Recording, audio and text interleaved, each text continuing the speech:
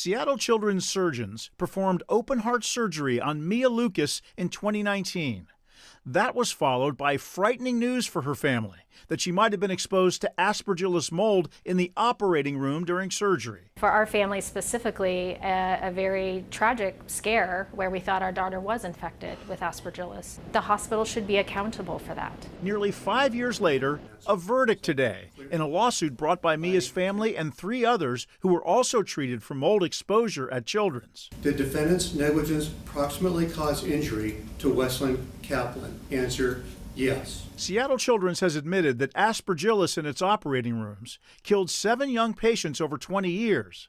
And in this trial, it admitted liability for exposing the children to the risk of Aspergillus, even though they weren't infected. Jurors decided how much the hospital should pay for any additional suffering. Question 5. What do you find to be the amount of damages for each of the following? Mia Lucas, $70,000. Jennifer Mills, $20,000. Jason Lucas, $10,000. That's $100,000 total for Mia and her 2 parents. Are you disappointed? I would not say I'm disappointed. If money talks, isn't this the jury saying, we don't think the harm is that significant? Well, I think 6-figure verdicts are significant. The legal team representing plaintiffs says the significance of the case is that years of litigation forced Children's to admit that it's liable for the mold risks in its operating rooms. That could be helpful to future litigation. For Jennifer Mills, herself a doctor of internal medicine, that's worth the effort. Our goal is that Seattle Children's Hospital becomes better.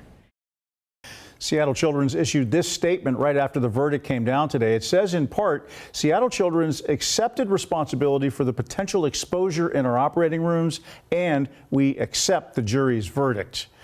The law firm that filed this case, Stritt Matter Kessler, says that's one of the significant things about this case, not so much the dollar amount. They say this litigation forced the hospital to admit liability for exposing children to the risk of mold, and that admission could be helpful for future lawsuits. Joyce? That is my question, too, because aren't there other mold-related cases that are still awaiting trial? Yeah, there are. There's about 70 other plaintiffs whose children were exposed to mold but not infected. Those have to go to trial. Then there's about 20 other cases of children who claim they were infected by mold at the hospital. Some got sick, some even died. So there could be a lot of trials ahead here, yes. So a lot more information to come. Sure. Thank you, Chris.